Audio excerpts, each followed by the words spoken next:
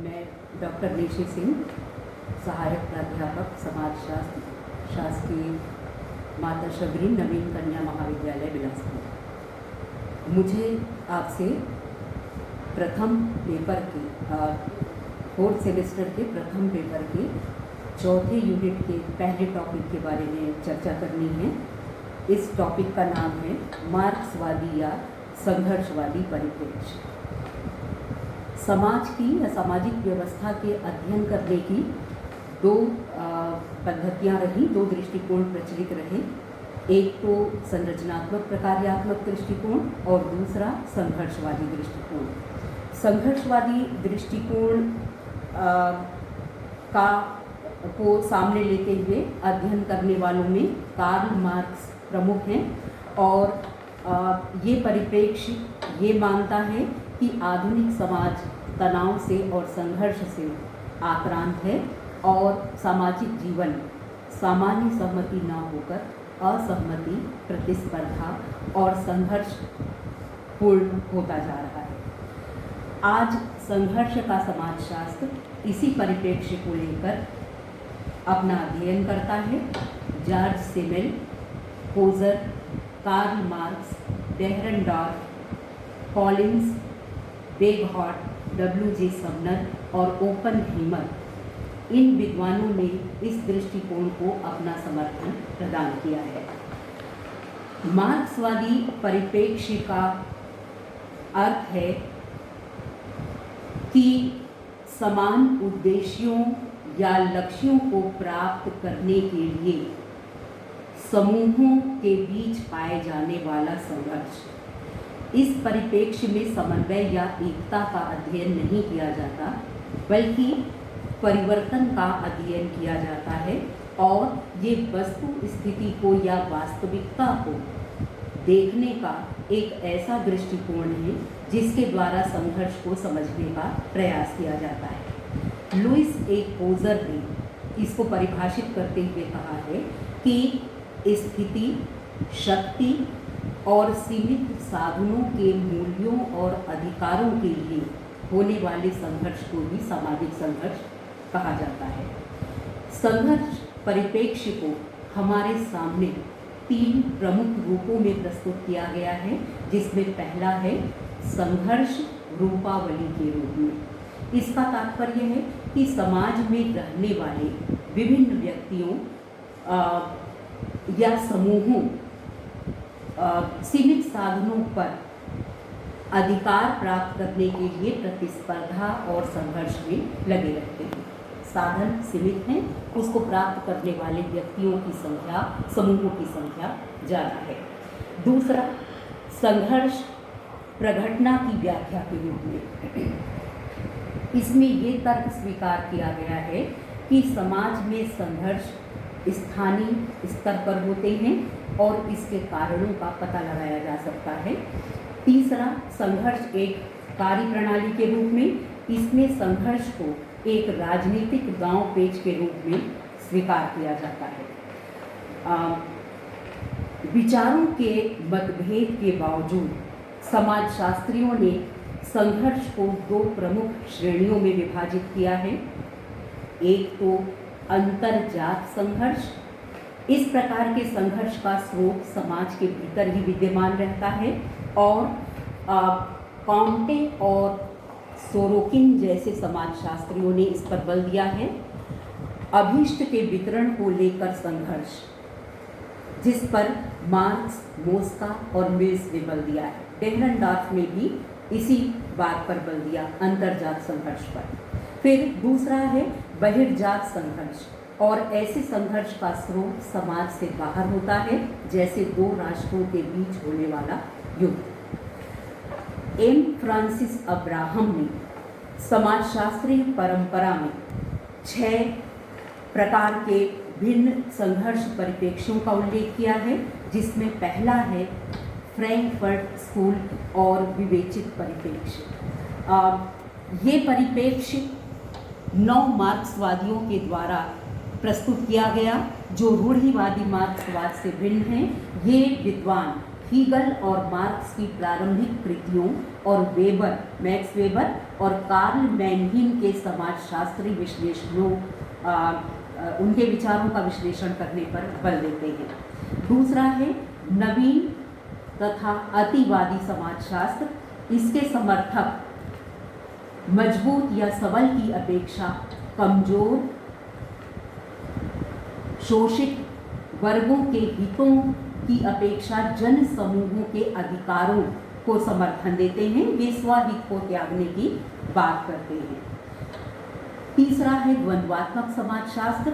ये समाजशास्त्र सामाजिक संघर्ष का क्रमबद्ध अध्ययन करने पर बल देता है और मार्क्स और डेहरेनडॉर्फ ने संघर्ष का क्रमबद्ध अध्ययन करके इसे समझाने में सहायता प्रदान की है। चौथा है संघर्ष प्रकार्यवाद। ये संघर्ष के प्रकारों के विश्लेषण पर बल देता है और जॉर्ज सिमिल और पोजर इन्होंने इस परिप्रेक्ष्य को विकसित करने में अपना योगदान दिया है। पांचवा है विश्लेषिक संघर्ष परिप्रेक्ष्य। इसके समर्थक समाजशास्त्र को विश्लेषणात्मक नियमों के यथार्थ सारभाग से युक्त मानते हैं और आधुनिक जटिल संगठनों जैसे कि राज्य और स्तरीकरण का संघर्ष परिप्रेक्ष्य के द्वारा विश्लेषण करते हैं। इस परिप्रेक्ष्य के अनुसार प्रत्येक व्यक्ति अपने लाभ के लिए विभिन्न प्रकार के साधनों का प्रयोग करता है। वे साधन जो उसे और दूसरे व्यक्तियों को उपलब्ध होते हैं। छठवां है औपचारिक संघर्ष परिप्रेक्ष्य।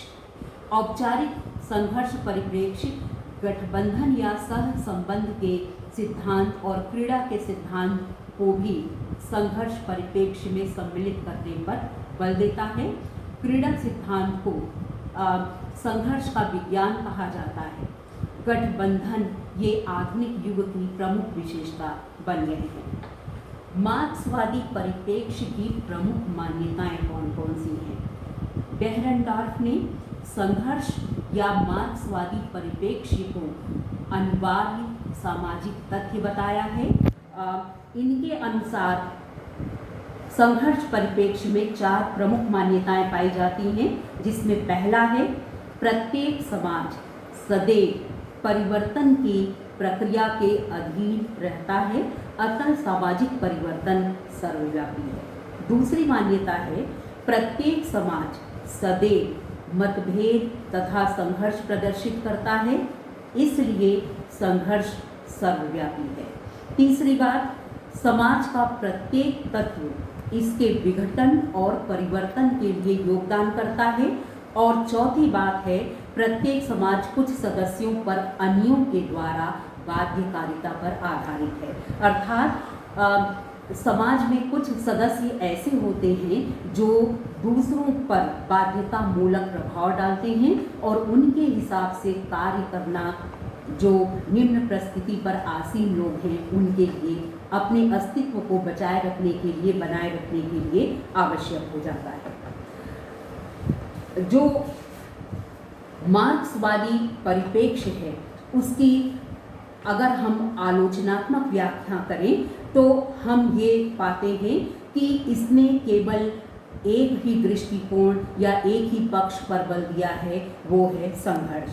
प्रत्येक परिप्रेक्ष्य सामाजिक घटनाओं को समझने के लिए आधारभूत ढांचा प्रदान करता है और यदि एक ही घटना का हम विभिन्न परिप्रेक्ष्य में या विभिन्न दृष्टिकोण से अध्ययन करें तो निष्कर्षों में विभिन्नता आना स्वाभाविक है। संघर्ष परिप्रेक्ष्य संघर्ष परिस्थितियों को आवश्यकता से अधिक महत्व प्रदान करता है और इस परिप्रेक्ष्य को काम में लेते हुए कार्ल मार्क्स ने प्रमुख रूप से समाज का सफलतापूर्वक विश्लेषण किया है।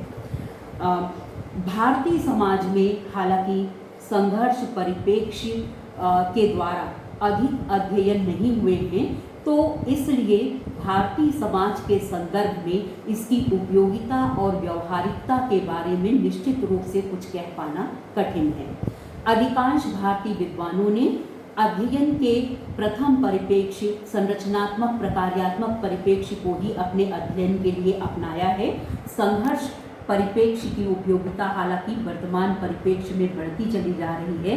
अन्य परिप्रेक्ष्यों की तरह उम्मीद है कि ये भी उपयोगी सिद्ध होगा। D P. Mukherjee, A R. Desai, R K. Mukherjee, इन्होंने संघर्ष परिप्रेक्ष्य के आधार पर भारतीय समाज का विश्लेषण प्रस्तुत किया है। तो वास्तव में जो मार्क्सवादी परिप्रेक्ष्य है ये 3 बातों को अपने आप में समाहित किए हुए हैं। एक तो द्वंद्वात्मक परिप्रेक्ष्य, द्वंद्वात्मक भौतिकवाद, ऐतिहासिक भौतिकवाद, अधिसंरचना और अधोसंरचना इत्यादि को प्रमुख रूप से इन 3 बातों को ये अपने अध्ययन में लेकर चलता है और ये पूरे इतिहास को 5 भागों में विभाजित करते हुए हर भाग में, हर काल में 2 वर्गों की बात करता है। एक उत्पादन के साधनों से युक्त और एक उत्पादन के साधनों से हीन। उत्पादन के साधन से युक्त व्यक्ति ये शोषक वर्ग में आते हैं और जिनके पास उत्पादन के साधन नहीं हैं वे शोषित वर्ग में आते हैं और इन दोनों के अपने अपने स्वार्थ होते हैं।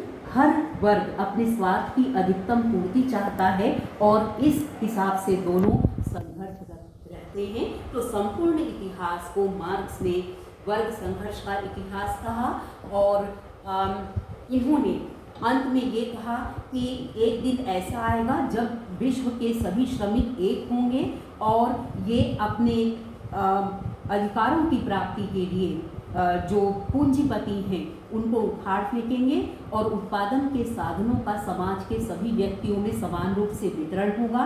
एक वर्ग विहीन, राज्य विहीन समाज की स्थापना होगी। धन्यवाद।